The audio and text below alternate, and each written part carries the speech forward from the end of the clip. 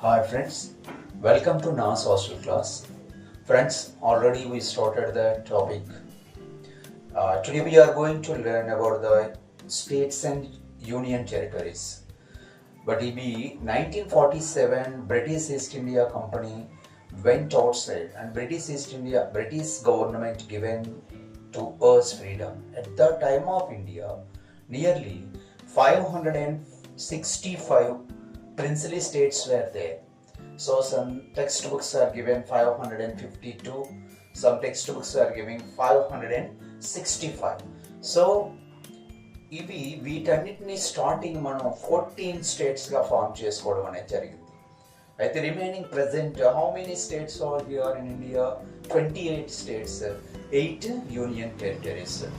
So ఈ 28 స్టేట్స్ని కూడా అంటే స్టేట్ రీఆర్గనైజేషన్ యాక్ట్ అనేది 1956 the Indian government implemented one of the act which is called State Reorganization Act.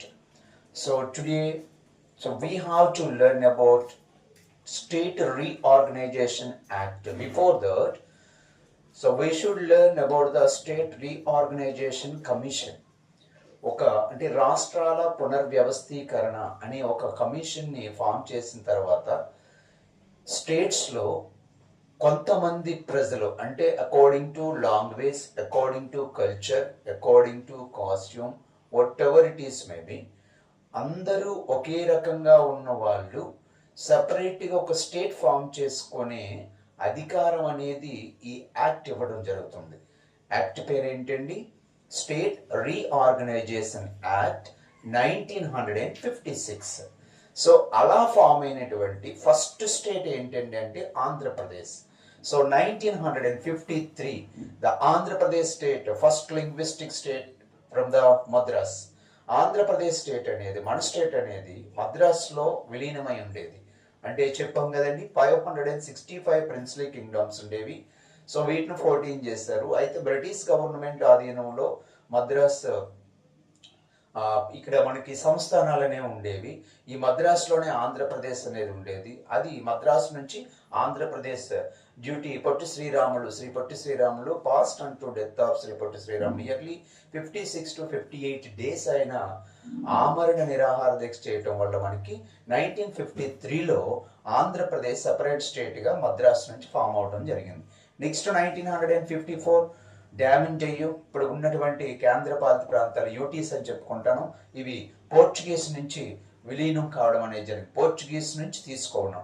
Next 1954 Puducherry, Pondicherry అని కూడా పిలిచేవారిని, ఇది ఫ్రాన్స్ నుంచి తీసుకోవడం అనేది జరిగింది. ఇక్కడ ఒక్క విషయం we have to remember.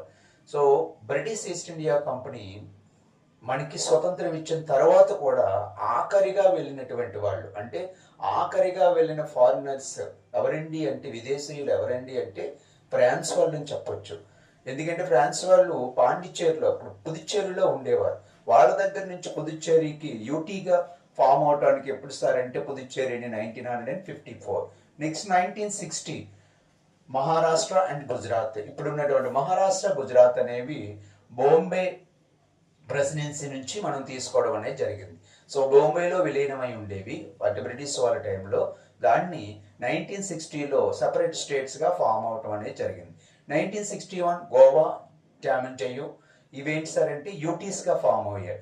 1963 Nagaland created from Assam. Assam నుంచి నాగాలాండ్ అనేది సపరేట్ అవ్వడం అనేది జరిగింది 1963. 1966 హర్యానా స్టేట్ అనేది, ఇది because of recommendation of Akali Dal. Akali Dal అనేది ఒక పొలిటికల్ పార్టీ అండి పంజాబ్లో. సో వాళ్ళ రికమెండేషన్తో, వాళ్ళ డిమాండ్తో హర్యానా అనేది సపరేట్ స్టేట్గా ఫామ్ అయింది. 1971 Himachal Pradesh given the status of state.